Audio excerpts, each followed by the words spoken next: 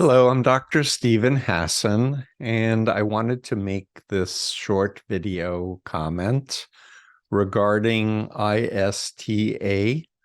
It's a group that is problematic, and I've been told that they are using my work to say that they're not a destructive organization, not a destructive cult. And I am flattered that they want to tell their members to come to freedomofmind.com. I just want to invite all members and anyone who's interested in researching this particular group always to do their due diligence and to reality test for themselves the nature of any organization or relationship.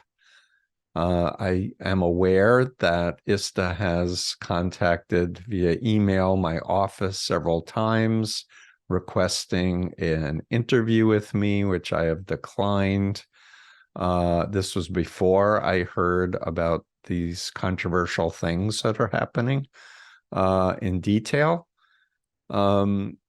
And they even offered to pay me for an interview. But my reputation is very important to me and to everyone who's read Combating Cult Mind Control and Freedom of Mind, Cult of Trump. But I also want to state categorically that saying Steve Hassan says we're not a destructive group is kind of audacious and presumptive. And from what I've heard from former members, and this includes from people in Israel at Infokatot, the resource center for cult victims, the leadership of ISTA is not acting responsibly. And I refer people to look at my influence continuum, which is on Freedom of Mind. Sorry for the glare, is on my freedomofmind.com website. And there are ethical behaviors that seem to not be happening with ISTA. They seem to be falling more along this line of concern. So I'd like to suggest people look at my TEDx talk, How Can I Know If I've Been Brainwashed? It highlights a 4-step reality testing strategy. And one of the steps is to just take a time out away from the group entirely for at least a week or two. A month is better, depending on how long you've been involved, and go back to yourself and who you were prior to involvement and ask yourself, in light of Lifton's criteria, the Bite model of authoritarian control criteria, and learn about brainwashing and mind control, and then seek out critics and former members and really listen to them. So if you're interested in what Steve Hassan has to say, read Combating Cult Mind Control, or I have a number of courses on my website, and hear what the criteria are for problematic groups and relationships.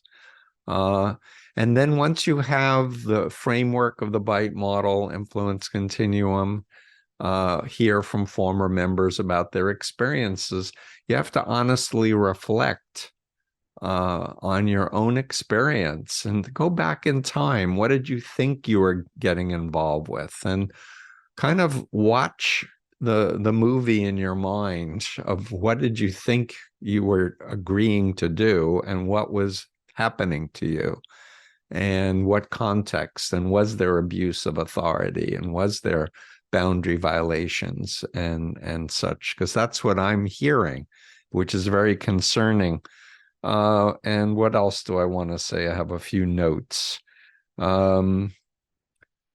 So I just wanted to state it's very unusual for a problematic group to say we're not problematic check out Steve Hassan's work makes me very curious.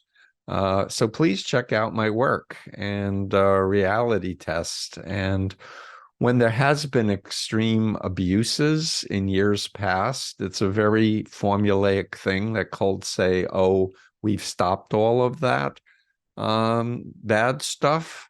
But accountability, responsibility, getting rid of unethical leadership, putting in checks and balances is necessary.